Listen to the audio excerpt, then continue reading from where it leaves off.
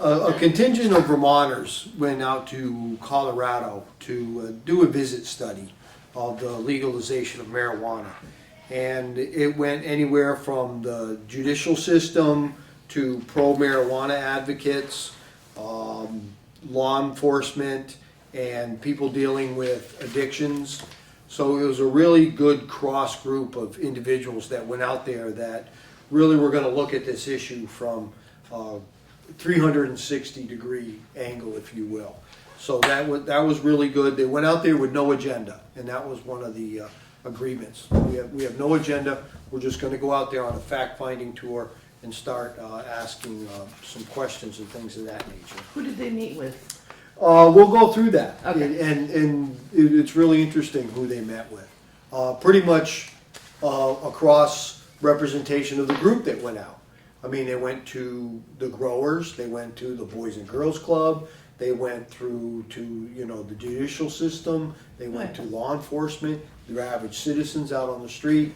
So once again, it was really broad, which was great. They didn't come back with, okay, we only have the Denver PD's point of view, Right. or the pro marijuana point of view. So it was really good. The first thing that they came away with, and I'm on page 3 if you want to follow, but once again, I'm not going to read this to you verbatim. You're more than happy to read it yourself at your leisure. They came away with the impact on these new laws will not be known for years. And that to me right there was resounding. They passed it, and they've come to the conclusion that the full impact of what of the passing of that law will not be known for several years. For some of you that don't know a little background, 2013 marijuana became legal in Colorado under state law for recreational use. This, they found out, caught a lot of people by surprise, especially the government.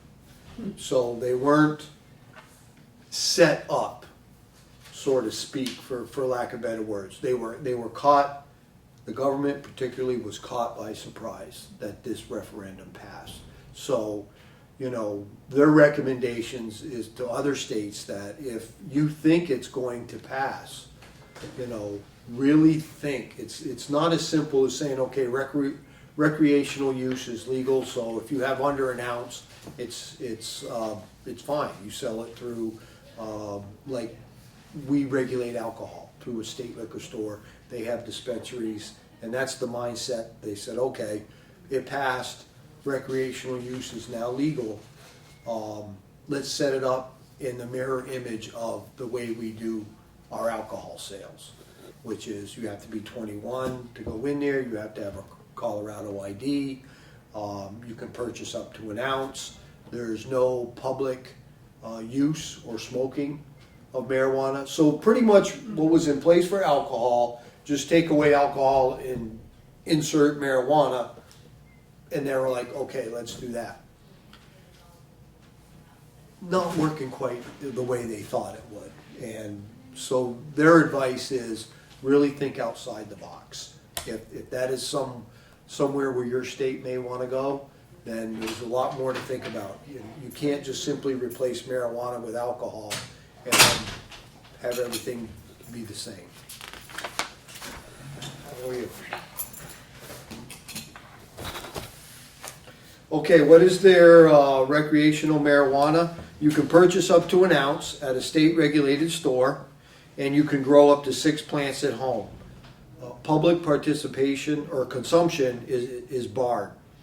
If you do get caught using it in public, it's a $100 ticket, okay, which is civil. It's kind of like getting a speeding ticket.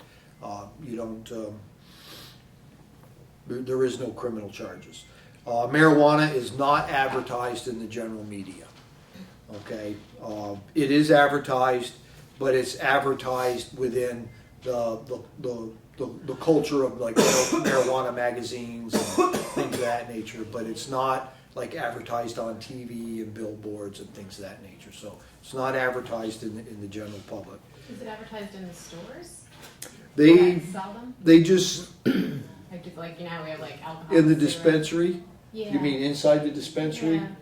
Like, are there signs? Is there like? Well, it's a store just for Is it just marijuana, for right? Right, it's a Okay. store Okay. just for It's not marijuana. like Walgreens. Right. Okay. No, Yeah.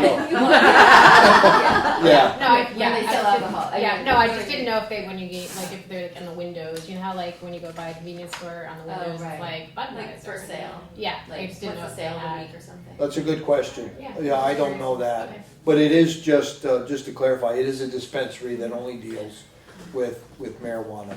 You have to be 21 to go in there. And to buy an ounce, you have to have a Colorado ID. If you are a visitor, you can buy a few grams if you're older than 21. So with an out-of-state ID, you can go in there and get a few grams. What if you're under 21? What happens and you're caught? Is it a ticket or what happens? So if Yes, you're under just like 21, alcohol. It's still a ticket. Yeah. If you're Just under for a 21, minor. Right. you don't, there's no. It's just like alcohol, yeah. Okay, so if you're an adult, it's $100 fine, and if it's If you're in public, only if you're in public, if you're Oh. consuming in public. and if you're under 21 anywhere, it's $100 fine. Mhm. Okay. Yeah. Just curious.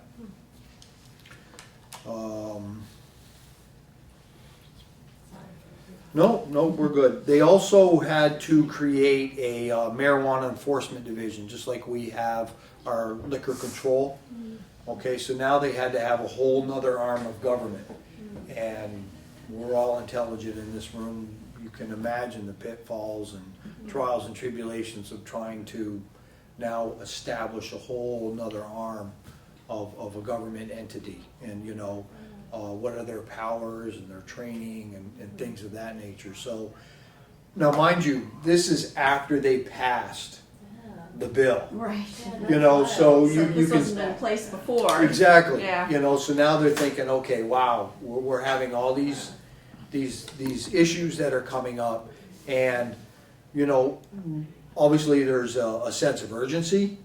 So what happens when there's a sense of urgency? Maybe some critical factors do not get the attention that they should or may deserve, and some minor things may get overlooked that will come back in the future to look at you. So that's another thing that they stress, that before it does pass, you know, at least in theory, sit down, get the stakeholders together at the table and say, okay, we're going to have to set up this marijuana enforcement division.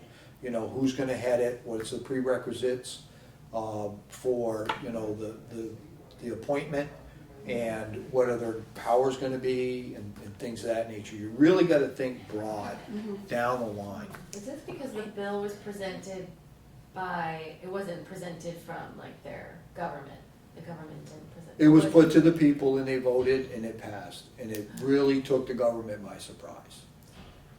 I had a question about the edibles, you know, the cookies, the brownies. So how is that regulated? Like, can kids go in there and buy? No, Okay. no. So what, you said if you're out in public, right? So if you're smoking, that's a fine, but what if you just went to the little store and bought a bunch of brownies and you're eating it? Really, really good point. Yeah. Good question, once again. How do you tell And from there's a regular whole section brownie? in here on edibles. So now do I come up to you and say, let me test that brownie Yeah. as a police officer? Yeah. Yeah, edibles make me really nervous. I was in Amsterdam last summer, and I was surprised. I mean, they were selling edibles like at street fairs, Mhm. Yeah. and it, like just having small children. I'm like, Well, that's that the is- problem with the Yeah. kids consuming yeah. those and the high amounts. Anyway, so I was just No, curious. Yeah, there's- he had something to talk about. Yeah, that. there's a section in here on edibles. There, once again, there's a lot to be addressed. It's just not as simple as if you talk to a lot of people and they say, we want to make marijuana legal. And I would think, I don't want to attach a number to it, but I bet you a large majority of people simply, when you say that, they immediately think that you have an adult sitting on their back porch, you know, that wants to smoke a joint. and then go back in and watch TV or something of that nature. Go to a barbecue with friends, and they smoke a joint. And that's their version or vision of legalization of marijuana. Or if you get pulled over and you happen to have a little bit on your possession, it's not a criminal offense. That's their version. What they don't realize is that once it's legal, okay, it's legal. You make THC and now you're making the brownies and the cookies and the gummy bears and everything else. And then you've got the operations of, motor vehicles. And I mean, it's huge. It is absolutely huge.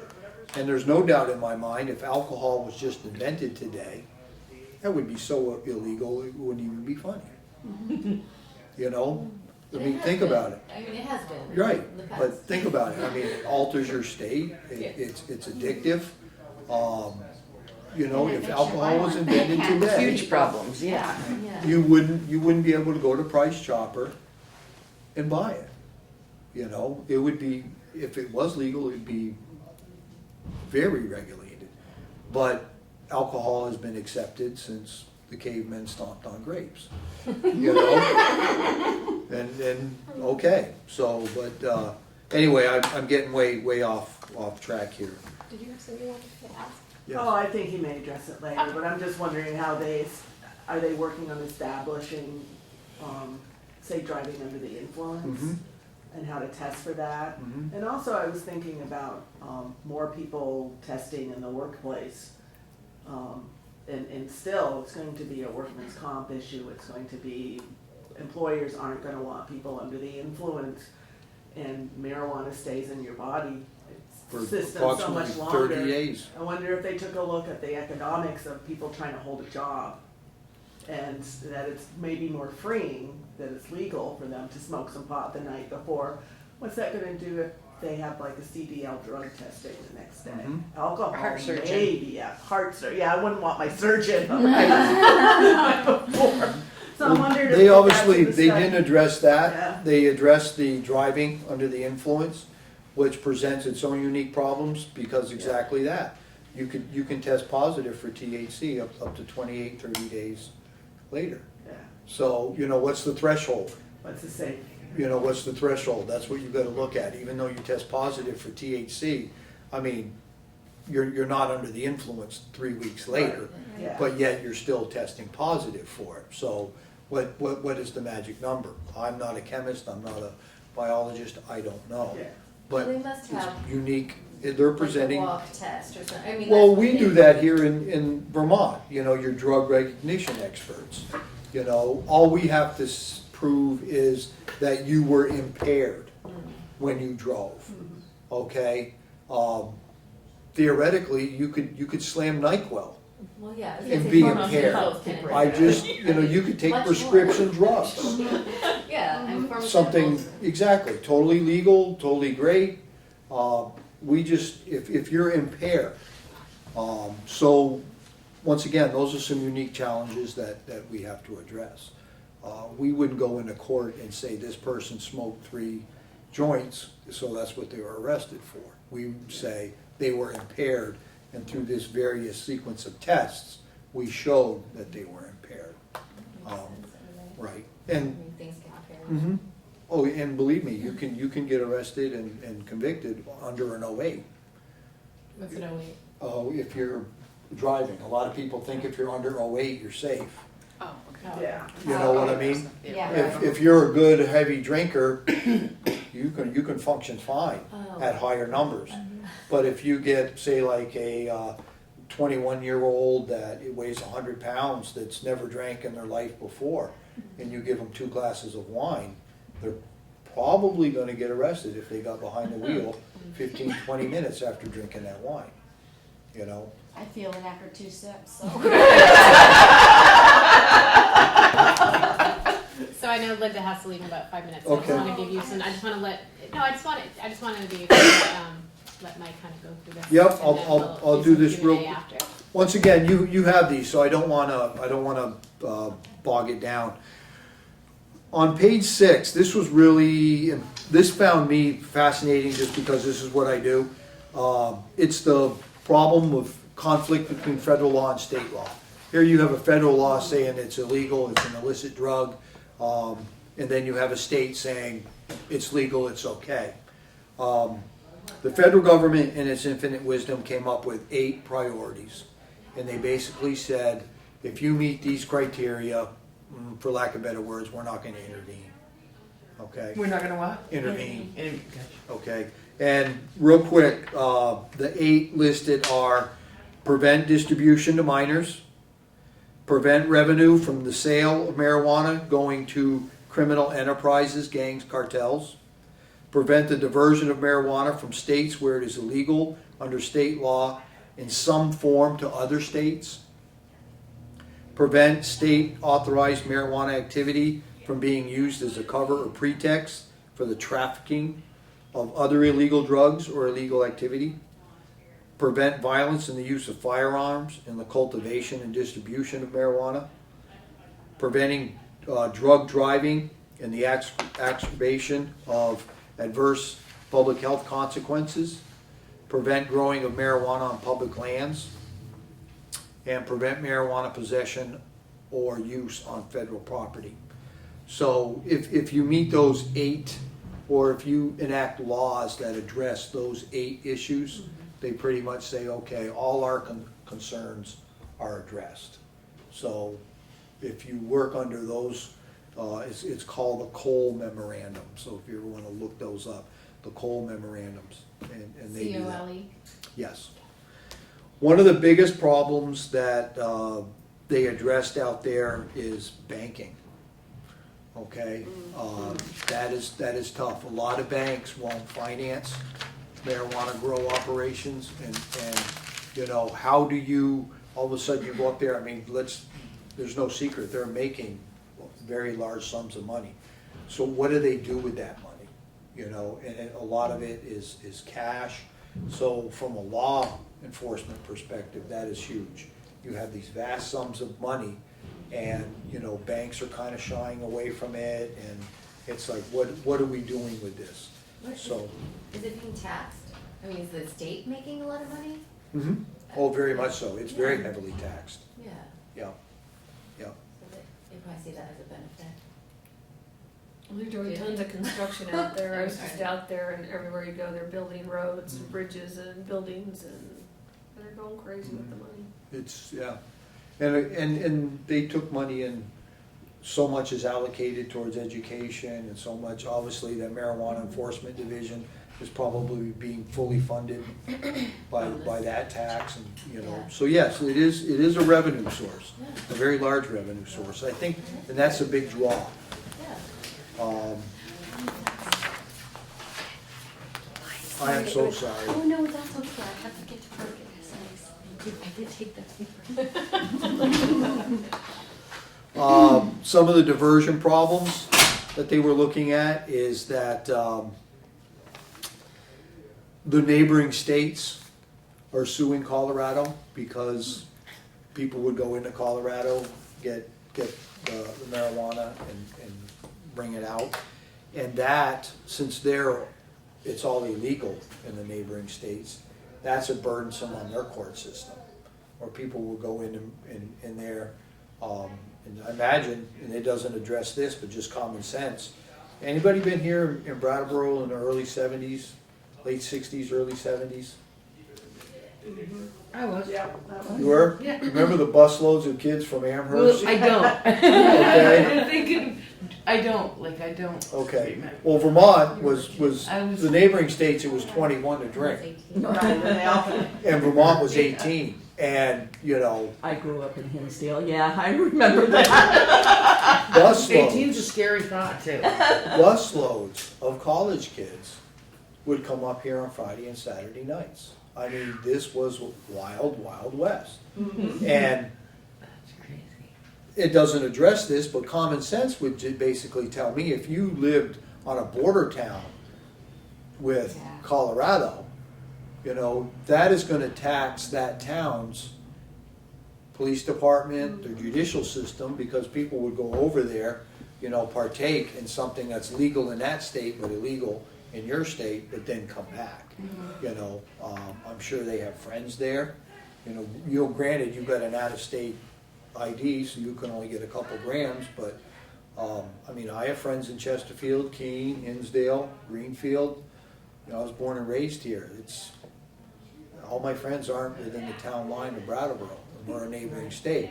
I don't expect it would be any different out there. Right. You know, so a lot of these neighboring states are in the process of filing lawsuits against Colorado because it's taxing their system, which in turn their citizens have to pay for. You know, so once again, nothing has come of it yet, but they're in the process of filing that. One thing that they found that I highlighted and really would like to go deep on is that, and it states very clearly, it is important to note that Colorado's legalization of cannabis did not eliminate the illegal market, which a lot of people are under the impression where if you come in and legalize it, then, you know. I was thinking 6 plants is a lot. You know, for them to legalize 6 plants, you can grow 6 plants. You can grow 6 plants They say a pound of pop and per an plant. ounce. That's quite a bit You know, for single use. So is there any You know? repercussions for like illegal distribution or? Has that changed, or is it the same as it was, you think? what the problem is it's kind of like, the impression I got from reading this is, you know, like when you go into a liquor store or a bar, you have to have that state tax sticker on the bottle. I mean, that's how Department of Liquor Control will go in there. It stops you from going over to Chesterfield State Liquor Store, buying their booze for $15 cheaper, and bringing it back and putting them in your bar and selling it. Cigarettes are the same. Same way, exactly. So you have to go in there and they have to have that state tax stamp on them. The dispensaries have also the same type of tracking, if you will. You know, from the time it is grown in this grow and sold to the dispensary and then sold to an individual, it's all tracked. Once again, it did not stop the illegal market out there. You know, Because so it's cheaper to buy illegally probably than Sure. pay for Mhm. tax rate. Yeah. It's tax free, I guess. And because the illegal system has been up and running for a long time, Yeah. there's probably still a lot of access. But a lot of people think that, even just from my conversations or hearing arguments, that are pro-legalization is that it would stop all illegal activity. And they're finding that is not the case.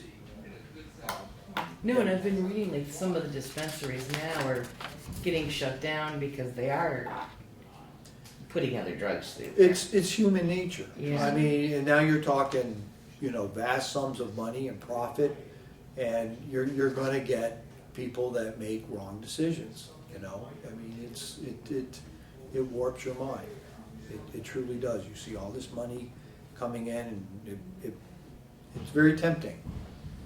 And some people are gonna make the wrong decision. And you still have that, like, young age to 20, you know, that still can't purchase it legally, so they're gonna probably still be a market for the dealers and stuff like that. so Absolutely. They're gonna go away. Yep. Page 10, it was mentioned earlier about the edibles issue. They go into quite detail on that. The biggest thing I took away from that is there was different doses or level of THC in certain edibles. You know, some of them would have 10 grams, some of them would have 50, some of them would have 100. And if you weren't familiar with the level of THC and things of that nature, you could run into some serious problems where a brownie, or let's just say an edible, had large amounts of THC in there, but that was like a quarter of it was a single serving. And you bought it and consumed the whole thing. So, you know, you ate 4 times of what you were expected under the THC. Another thing about edibles is I mean, not like a Cheech and Chong movie where you eat a brownie and all of a sudden, like that, you know, you're under the influence of the THC. It takes time. And what they found out is people would eat an edible, 15 minutes later go by saying, nothing, Right, let me eat another one. You know, start feeling, well, okay, eat another one, all of a sudden you just have now, you got, and I'm just throwing numbers out, you know, 150 grams or milligrams of THC Or more, or more, yeah. you know, so they found out that was a problem. What they did on that is now everything sold as an edible is sold in a single serving. Okay, so there's no more like big huge cookie or brownie or whatever that is multiple servings. It's sold and packaged as a single serving, with warnings on them stating that it takes time, you know, and things of that nature. But who reads the Yeah. back? I mean, how many times you go in there? The Especially instructions us. for Exactly. If it tastes good, you know, like you're probably, if You're you're not gonna gonna read the snack fine on it, print, You you're know. gonna eat it, I can I mean, it's, imagine. yeah, they have it like in candy bars. I mean, it's just anything. I mean, anything that's edible, you can add it to. So A liquid form, you can sort of pour in your, absolutely, you yeah. could. Yeah. Oh, butter, I know people make butter. Cannabis butter a lot. Okay. Right. Yeah, Some of our concerns were obviously the large sums of cash that are out there. That, you know, they're not going and making regular bank deposits and things of that nature. Some of the other concerns we obviously have is intoxicated drivers that are driving under the influence. It's pretty much everything that we have thought about, you know, they're experiencing, except I think the biggest setback for them is it passed and then they had to deal with it. So they were constantly playing catch up. and also just kind of like throwing Band-Aids on things as they came up, right? I mean, because they didn't have things in place, and. And because they didn't know. I Right, mean, yeah. I don't think it was out of negligence, and I would Right. never make that accusation. I think it was just, it's uncharted Yep, waters, and it passed. They said, okay. An average intelligent person could draw the conclusion where, okay, if we put the same restrictions and the same guidelines as we do on alcohol, as we do with that, then that will probably, I'm sure there'll be some unique problems that present itself, but it should be pretty much parallel. And, you know, the major issues will be addressed. And they're finding out that that's not the case. right. And now they're having to take a step back and cut in all these subject matter experts and, you know, things of that nature and kind of let go. That's why they said right out front that it's going to take years before they finally realize the full impact and what are some of the actions that they could have taken better. And their recommendations to any state that was going to legalize that is wait to see, you know, Colorado and Washington, wait for whether you're pro or against, let's just do this smartly.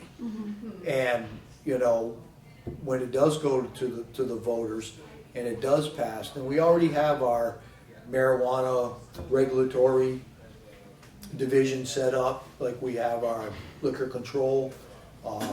We already have, you know, okay, the intoxicated drivers. Okay, do we have more drug recognition experts that are trained for this?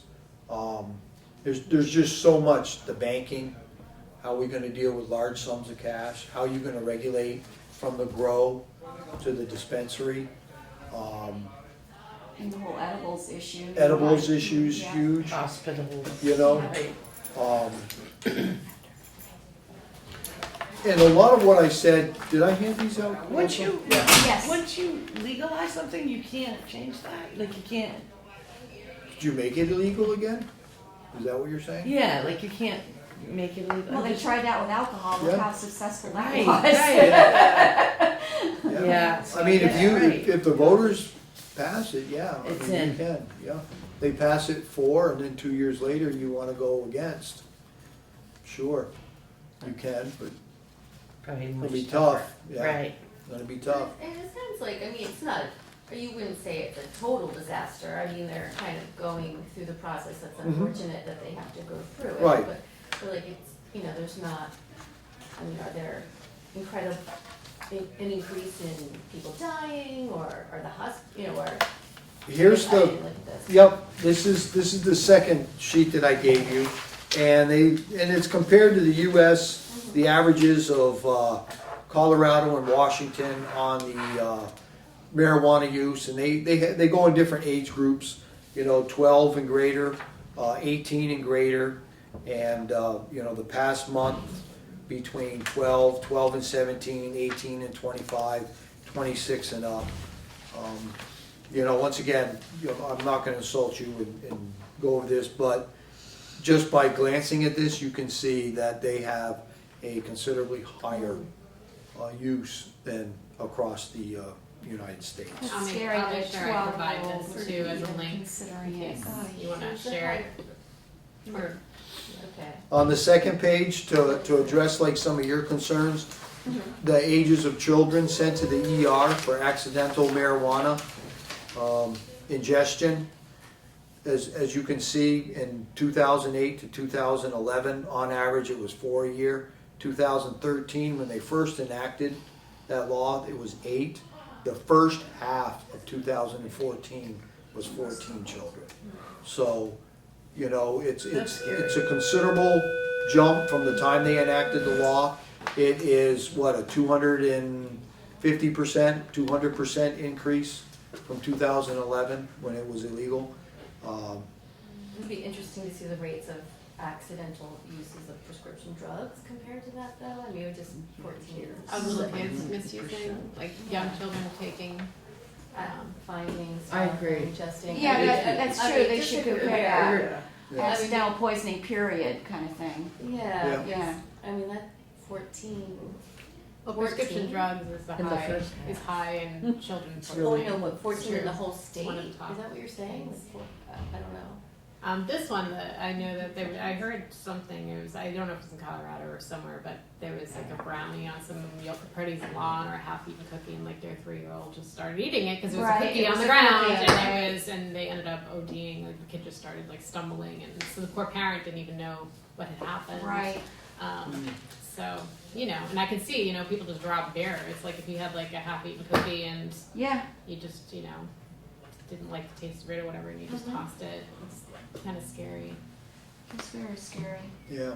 Teen arrests have increased 6% since they enacted that, 2013 to 2014. Admissions to treatment for teens have increased over a 3-year period by 66%. That's a big one. Some law enforcement issues, interdictions. There were 288 interdictions resulting in seizure. What's of an color. Like when we do stop and look for drugs on highways and things of that nature, like trafficking. Okay. And there was an increase of 397% from 2008. So they had 288 interdiction resulting in seizures from Colorado marijuana going out to other states. The mail interceptions containing marijuana through the mail system, as you can see, in 2010 there was 15. In 2013 there was 107. Crime normally, and I want to put out a disclaimer on that. By looking at this, you're going to be like, oh wow, ooh. Crime goes in ebbs and tides. We can pull back stats for 5 years in Brattleboro, and you can say, okay, this year was an increase of this, but a decrease in that, and next year it would be the same, and it levels out. So, you're not going to get a static line on crime. But I would like to see the numbers more than the percentages, simply because like in Brattleboro, we can say, you know, last year we had 1 aggravated sexual assault, this year we had 2. So, Yeah. yes, Yeah. you know, do we have an epidemic? Right. You know what I mean? So looking at these numbers, it will take your breath away. But once again, I would like to look at the raw data to see really. I mean, did they go from 2 to 4, or did they go from 2,500 to 5,000? You know, to me, that's a lot where the truth is told. But for sake of full disclosure, disorderly conducts are up 51%, drug violations are up 12%, and public drunkenness is up 53%. And there is a disclaimer right there. It says, you know, it's possible that crime stats have little to do with marijuana law changes, which is very true, because once again, crime goes up and down. I would say the economy probably has more impact Right. on crime than any other major factor, simply because people are out of work, you know, things of that nature. Do you think some of this went up too because they have now like a marijuana task force that's actually like going at like targeting marijuana crimes? I honestly don't think the task force is used in that way. I mean, I could be wrong, because our liquor control, our Department of Liquor Control is not used like in that way. They do enforcements for the liquor stores, the bars, the restaurants, the stores. So I would say this marijuana enforcement division probably goes to the grows, where they grow it, the greenhouses, to the dispensaries, and making sure that that line is all within the regularization, yeah. Now, were they allowed medical marijuana before this? Yes, They were. and one of the biggest things they say that it was very loose. They said it was very loose, that you pretty much could go to certain physicians and pretty much get a medicinal marijuana card for, you know, I'm having trouble sleeping at night. Okay, there you go. Yeah, it was very, very loose, and that was, they said that they needed to tighten that up, and it's still loose. It's still loose. So, I want to get back to your question, because I don't want you to go away. I believe that that's the marijuana enforcement division. I think the regulatory, they would do that. I would be highly surprised if they didn't set up through these funds, these taxes, in interdiction teams for highways and things of that nature. That would just basically fall under like Vermont has drug task force. So we already have that in place. I'm sure Colorado has drug task force, simply because there's a lot more drugs out there than marijuana. And, you know, a lot of crimes are being committed that are associated with drugs. So they already have their task force in place. With the legalization, I'd be very surprised if they weren't allocated a higher manpower with, you know, more equipment and more money to work the roads and the towns and things of that nature. I don't think the regulatory would work the towns. They would leave that up to the state police, the local municipalities, the sheriff's departments, to do the interdiction work. You know, of the marijuana leaving and the associated crimes that go Like with public consumption drugs. and stuff like that. Exactly. Yeah, Okay.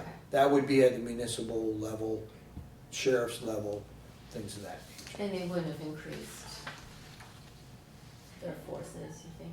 I do. Oh, that you do? Yeah, Okay. I do. I think they would increase the manpower and their equipment and the budget and things of that nature. Yeah, I mean, I was just wondering if that had played a role, since if they have more Right, people on it, exactly. that would allow them to, you know, maybe catch more people. Exactly. I mean, no, you're right. You're spot on. I mean, if you gave me 10 more officers, our stats from 2015 to 2016 would be like, oh my God, there's a crime wave in Brattleboro. simply because there would be, so many more arrests, because we got 3 people that cover 32 square miles. Right, A lot goes undetected, right. which So is unfortunate. yeah, so when I sort of look at these Yeah, you numbers, have I to look at think, it a little bit like That may be this because is they have happening greater, already. yeah, Right, but it's Mhm. just being enforced now. Yeah, yes. it's hard to say. I mean, there was like this whole, I think National Geographic, I forgot exactly what the fact was, but they said like we have the most addicts or something, heroin addicts, or in like about 8 states, and it's because we have the hub and spokes now treating people, and so the numbers of people being treated has gone up significantly because the resources are there, and the services are there. So you really do have to be careful about, is there more addicts, or is it just now they're getting help and now they're being counted? Mhm. And I think that's, you gotta be careful You when do. it comes to statistics and data. Numbers are funny. You get someone who's very talented with numbers and they can make a pro and con Anything. argument in the Yeah. same conversation. Right. You We have know. about 5 Yeah, minutes. 'cause I just Okay. wanna make So sure. I'll just- 5 minutes? I just wanna make sure. I will- If there's anything else that he wants to get to. No, Yeah. once again, you guys have this. I don't wanna sit here and regurgitate everything that's in there. And I'll make sure again that we have that for all of our Okay. people, hopefully in our website. So what I would like to do now is just basically open it up for questions, the last remaining few minutes, if you have any. Once again, I was not on this study group that went out there. It was well represented, but I would love to have gone. It would have been interesting. Yeah. For sure. Yeah.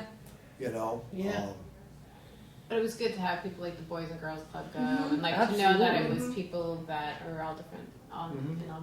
And I just want to say real quick that when we went to a CADCA training, which is a coalition for anti, I don't even know, it's the longest acronym. It's like an anti-drug or a coalition gathering that's a national gathering, actually international. And of course, people in Colorado, everybody's asking what's going on, and he just said suspensions, school suspensions. That's all you need to look at as far as how, that's a perfect data thing to look at as far as what's happening in our schools. There's just kids getting suspended left and right for bringing pot into schools or coming into school high. And, so I just thought that was interesting because that was the one thing he said when I asked. He didn't That's say right he from didn't say anything else. Colorado. That was the Colorado Coalition, yeah. He was just like, so we were asking them, like, what's going on? And he said, school suspensions. Look at it. So I was like, okay. Have increased. We have, like, yeah, significantly, yeah. And so the schools are really struggling right now. Because it's hard enough to get all your kids to, get in and they don't. It's so, I think a lot of it too is it's new. I mean, I we're still in the infancy stage on this. And when do you start the education process? So like, let's say Vermont is gonna go down that road. It looks like it's gonna be at some point put to the voters. And I just don't mean Vermont, I'm talking coast to coast. At some point, states are gonna be faced with this dilemma, and it's gonna be put to the voters. So when does the education start? Does it start after the referendum's passed? I think it should start before. It I think really it should needs start now. I Yeah, mean, it should have started definitely. 10 years ago. Yes. And I mean, that's just my well, opinion. Our children's perception of risk is going down, and we're gonna get the next data information probably in September, but everything else is either staying still, like with other, with alcohol, tobacco, it's either the perception of risk has either gone up, especially like tobacco, kids know it's dangerous, and alcohol is kinda, but marijuana is going down because of what they're hearing in the media. It might not be what they're hearing in their home. And I talked to the dispensary here for the medical marijuana, and he said they really should be calling it adult usage of marijuana, not recreational marijuana. Because as soon as you say recreational, they think, oh, it's something to do for Right. fun. Yeah. And my husband's a teacher, and some kid was arguing with him about how it cures cancer. I mean, there's not enough education going out there to our youth. They're hearing all of this, and it bothers me because I feel like we're not getting funded. BAPC has no funding right now to work on marijuana because there's no grants out there in the state to apply for to get that, and that's saddening because then we're gonna be, if it becomes Catch legal, up then we'd again. have to try to catch up, and at Yeah. that point, a lot of that damage is already done. So, I don't know. So that's kind of my only, that's all I have to say about it. It's just kind of, that's what upsets me. Well, it took a long road and a long time for tobacco. You know, before tobacco was glamorized, and then it was, you know, advertised towards youth. And now I mean, I think, I'm sure there's some kids in this building that smoke, but when I went to high school, we had a smoking lounge I remember for that. students. One of the Oh, issues, wow. For students. one of the issues with tobacco though is if you look at it historically, the very first settlers planted tobacco plantations. And we're talking hundreds Right. of years of entrenched belief and economic investment. So marijuana is not the same. We're coming from, I mean, when I was a kid, yes, people smoked, but they knew it was illegal, they knew it was a drug, they knew it wasn't good for them. So we may need to turn the clock back, but not as badly. With tobacco, there was no time to turn it back to. Right. Yeah. I think education and consistency is truly the key. You're not gonna have total abstinence across the board, and, but I think you get the people that, like Cassandra was saying, if you're gonna smoke it, you should at least know what you're doing. Not some of these, it cures cancer, or, you know, I can't be addicted to this, or, you know, I can't OD on this and whatnot. And people are getting those falsehoods simply because it's smoking. You can OD on THC. The edibles have shown that. Okay? I mean, you may not be able to smoke yourself to a state of, you know, where it's a fatality. If But eat you like, most certainly right. can eat it, Well, and I yes. mean, it's the same ingredient, you know.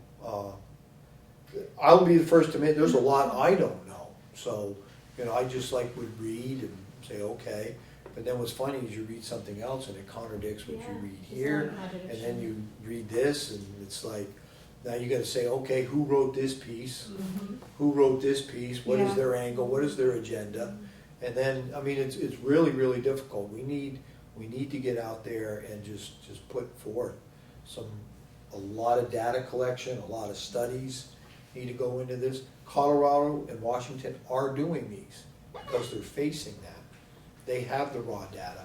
Anything Vermont does, a lot, if we said, okay, you know, would teen use of marijuana go up if we legalized it? That's all speculation, because we have nothing to go by. And you could have one group say, absolutely not, and you can't disprove that. You can have the other group say, how can it not? And you can't disprove that. So now we have two states that we can collect that data from and say, okay, when it was illegal, it was illegal. What's changed? Let's go to the school systems. Let's go to like these, you know, places where, like the Phoenix House and things of that nature. Was your increase there? Increase of accidents, deaths. You know, what do we have here? What can we attribute it to? So. It's so important too to go, like, to gear towards the youth, because it's different. You know, a Yeah, that's 50-year-old where it guy needs that's to be been smoking focused. pot on and Yeah. off his whole life than, you know, a 12 and 13, 14, 15-year-old smoking Right. every day because they're now on a health kick and they don't drink anymore. You know, like, I've heard that in my office. Like, say, well, we don't drink, you know, I'm more Yeah. healthy than that now. Well, doesn't mean I want you to smoke pot, you know, like, That's truly, You know, I think, what there's- most people's concern, truly. I truly believe that, you know. They're not concerned about the person who's gonna smoke a joint on their back deck that's right, 25 you or go in 30 and watch years the old. football game. Yeah, I don't think that is, oh my God. But when you start talking about 12, 13, 15-year-old Yeah, that's where it's kids scary. that think It is it's scary. certainly okay, their bodies are growing, their brains are forming, and you're introducing a foreign substance. I don't care what it is. Right. You're introducing a foreign substance into a growing, evolving human being. It's gonna have an impact. Well, Tobacco, alcohol. Yeah, I mean, those are the same concerns that we have now. I mean, there's not any different concern. I'm wondering if It's Colorado and those vamp that up though, like to the youth. Do they put a lot of money into now that they have all this excess? Do Yes. they put the money into the To youth, the education youth, yes, yes.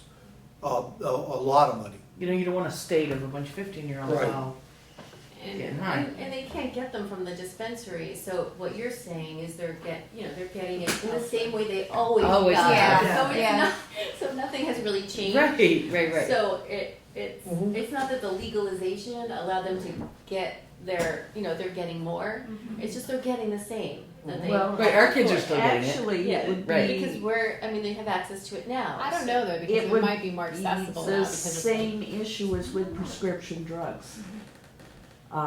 Or for that matter, with They're more alcohol. I had a accessible babysitter because they're in their houses yeah. and doctors get give it to into them. our, Well, marijuana our could very be limited marijuana alcohol could be too. supply when I was in Yeah. childbirth classes for my second child and came home and we couldn't rouse the babysitter. Do people who are going to do this understand that they need to put this stuff under lock and key so that Yeah, that's what, yeah. their kid's friend can't come in Right. and, because kids will do that. Kids will say, hey, you know what my mom has? Let me show you. Kid grabs it, they have a little Yeah. fight. And it, The child in the house doesn't dare tell their mother. Sure. Yeah. And that's no different. I think it's that's the same thing that happens now. Just like prohibition, like there was lots of people drinking even though it was illegal. So Lots of people dying because the government was putting poison in the alcohol. Yes. yeah. wow. Yeah, you Yeah, they don't did know. do that. Oh, yeah. They They were did Oh, do yeah. that. Denatured Yeah, alcohol. and really, I think with That's a problem with the government. Yeah. They should be. All right, Why don't they get? I'm What are sorry, the I just want to consequences? hear. I'm with sorry. legalizing something, that yes, there's kids getting in trouble with pot now. With legalizing something and the messages that are out there and the kids' perception of the risk going down, there's more kids that are gonna try it that maybe would have not done that before Right. because they chose not to do something that was illegal. So I think that needs to be looked at. Yeah, I mean, that's been pretty much proven again and again, that it's perception of harm and Yeah. goes down, and perception of community acceptance if something goes up, then kids feel like it just kind of normalizes the drug.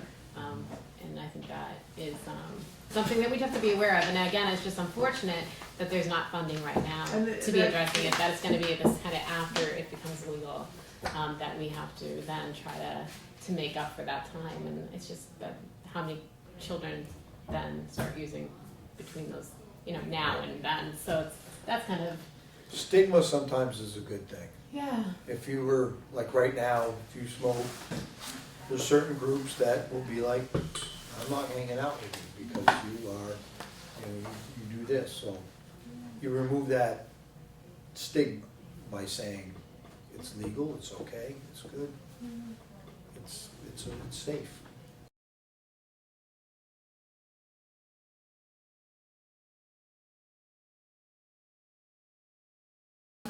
This, we're gonna be making a video of this, but I'm just gonna pass it around. It's a photo voice project that our middle school Vermont Kids Against Tobacco group put together, and basically what they've been working on this year is educating themselves and educating their peers, and now educating their community around the influence of tobacco advertisement and marketing. And so what they did is they took pictures of tobacco marketing in the local convenience stores within walking distance of their school, and then they wrote little things like about how they felt about it, and so that is actually displayed. The pictures are actually on display at the Future Collaborative, which is on Elliott Street, and we're also going to have for next gallery walk, it's going to be a Turn It Up, so that's pretty exciting, and we're going to make a video, which will be on BCTV. And I'll definitely share that with you when it gets put together. So that's exciting. And they're going to do a sticker shock this upcoming Monday at Price Chopper and the Mobile Station, and possibly another store. But those two stores said okay. And basically what sticker shock is they put stickers on cases of alcohol or like 6-packs just saying, basically don't give this alcohol to minors. And the sticker they chose is it's not just about drinking and driving. These are the other, things that can happen. And there's all the kind of the risks of young people drinking alcohol. So that's kind of cool. They have How like big 6 is the choices. sticker? It's like this big. Oh. That's why you put them on like cases and stuff. They have 1,000 stickers. So those 2 Nice. stores will, or maybe another store will have. Everything but singles, right? Yes, Everything but everything singles. but singles. So I was really excited that Price Chopper was willing to do that because that would be they have a large alcohol department. So trying to fit a few kids into the mobile station is going to be a little if that was like the only place that it set in, trying to bring like 6 kids into one little place would be a little bit daunting. So I'm excited. So I'm going to videotape them, and so that would be something I can show as well. And then we showed Anonymous People, if anybody doesn't know what that is. It's a movie that came out about stigma around recovery and That's addiction, alcohol but it's mostly, specifically, is it's it? just any drug. Oh, gotcha. And it's really to show the positive around recovery and also the need for funding to go towards the recovery of alcohol, of drugs and alcohol. Like they do for any other recovery of any other disease. And so it's kind of like saying, it's 22 million people in recovery, and that's a lot of voices that can say we need more money to go towards, helping people in recovery. And when they had talked about, they said 8 million people are in jail, and how 80% of those people in jail are, dealing with addiction. And that was pretty eye-opening. And then that made me realize 22 million, that's like almost 3 times as many people in jail. So that's a lot of people in recovery. Like if you wanted to kind of look at a visual, like think of everybody in jail and then times that by 3, and that's how many people in this country are in that addiction recovery. How was that movie?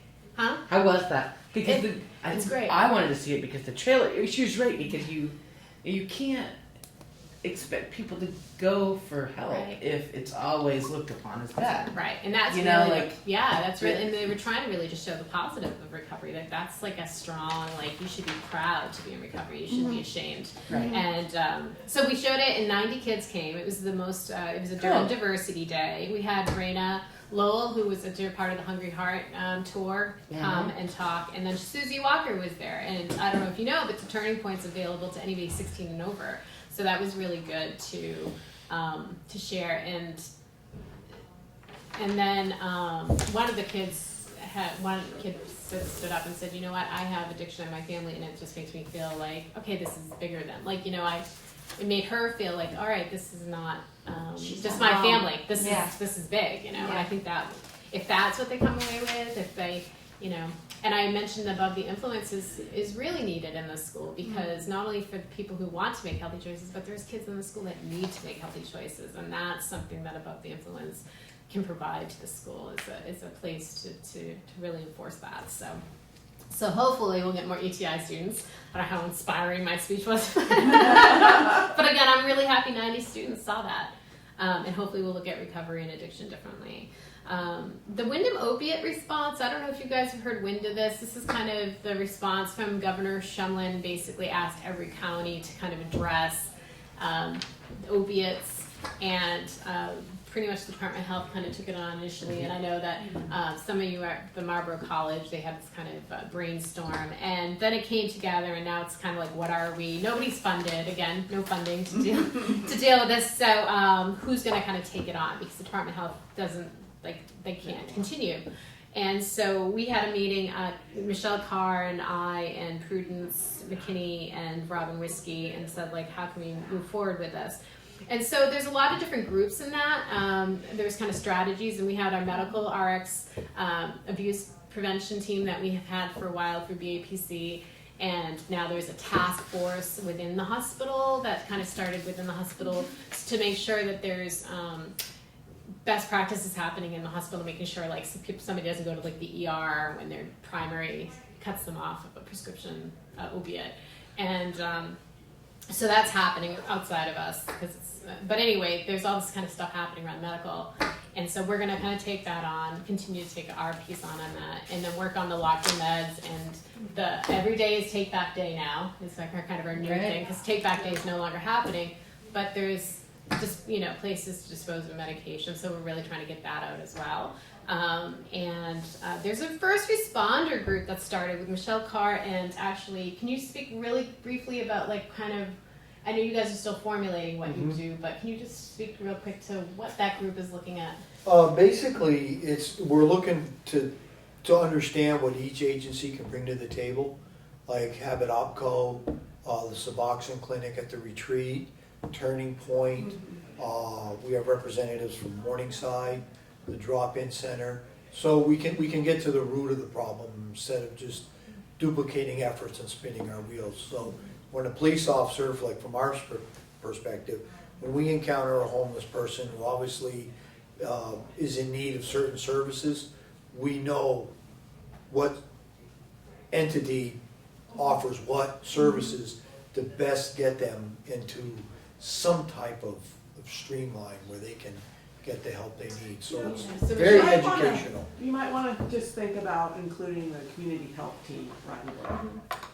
In that group, And that, I would ask them to the table to see. I don't know who that is. that would be like Richard Richard Davis. Davis probably, or like Wendy Cornwell is kind of heads that Carol group at the hospital.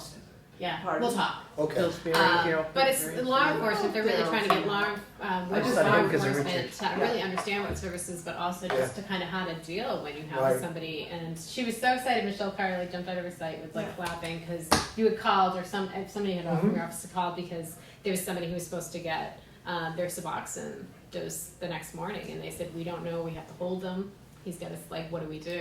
And she was all super excited. Well, that's really a great. Yeah. So anyway, so the good things are happening, and the Turning Point is also trying to be promoted. And one of the things that we're going to start doing is meeting at Turning Point. And the steering committee for that will be Michelle Carr, me, Susie Walker, and then I would love to see somebody who's actually in recovery from opiates to be part of that steering committee as we kind of move forward.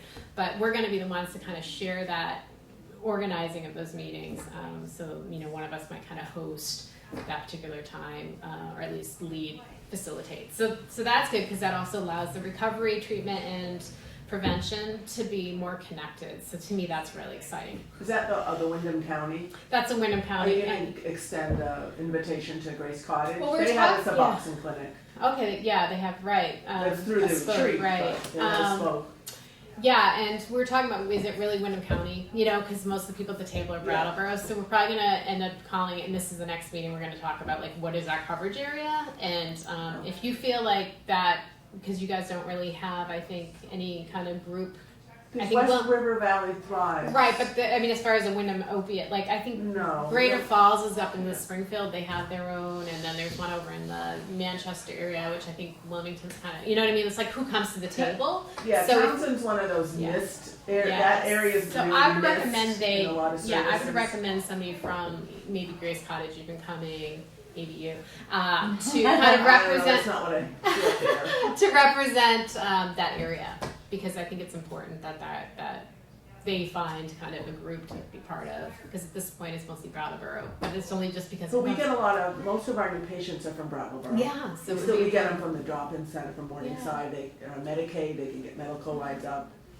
Yeah, so I didn't know that. the next meeting will be on June 15th at 2:30. This will be in the notes. So a Turning Point. So that will be good. We get to go to their space.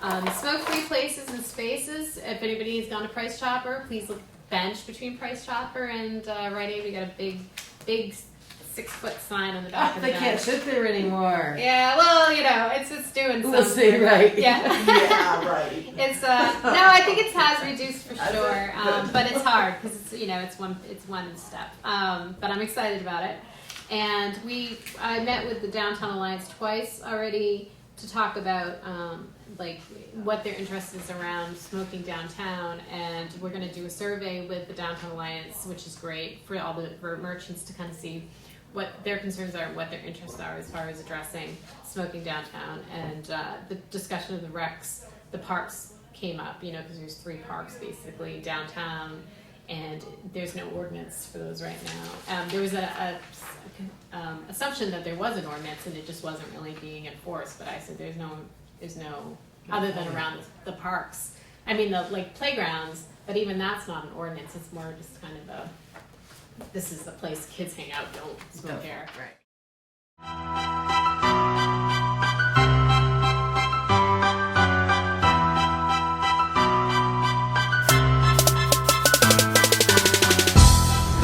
Brattleboro Area Middle School Vermont Kids Against Tobacco, VCAT, focuses on reducing youth smoking rates.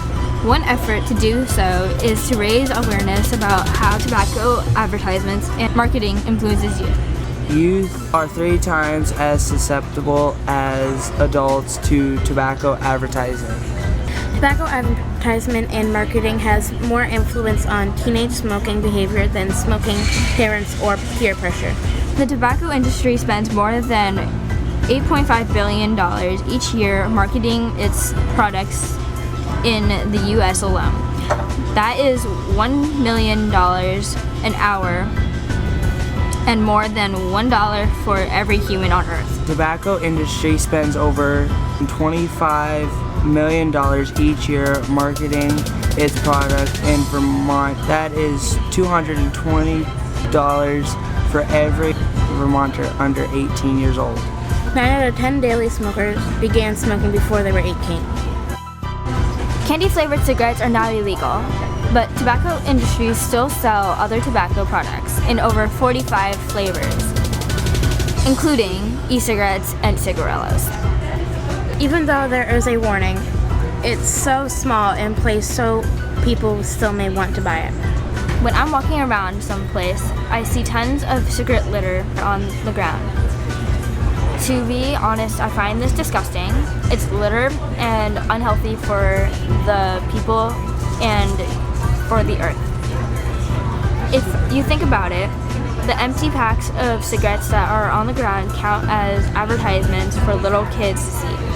When I walk into the stores and I see cigarette advertisement right next to the candy, they're trying to tell me the cigarettes are delicious too. I'm Mackenzie and I'm 7th grade at BAMS.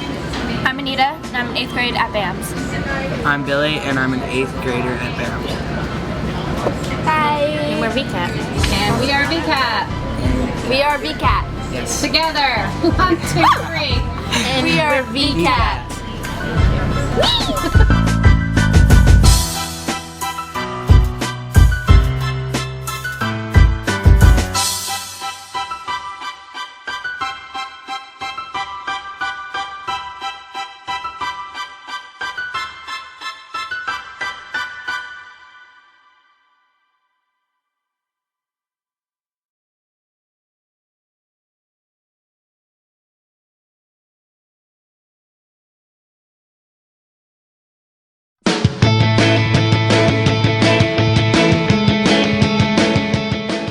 Hi, I'm Mackenzie. And I'm Nita, and we are a part of Above the Influence, ATI, and today we are doing a sticker shock.